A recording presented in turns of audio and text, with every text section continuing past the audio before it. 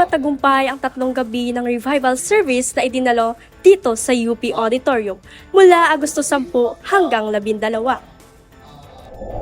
Humigit 300 ang dumalo sa unang gabi ng revival at ramdam na ang sigla sa kalagitnaan ng kongregasyon matapos ang mga pagpapalang pangangaral na pinangunahan ng inimbitang revivalist na si Pastor Arnel Damon-Damon. Naghandog din ang bawat grupo ng koral na pag-awit na hindi lang nag-aliw kundi naghayag ng biyaya ng Diyos sa mga mananampalataya.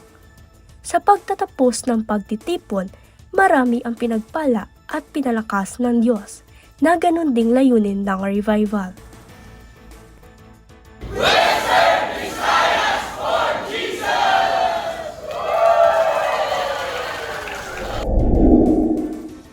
Bawat taon, halos 6 na revival service ang iginaganap dito sa Iloilo City Church.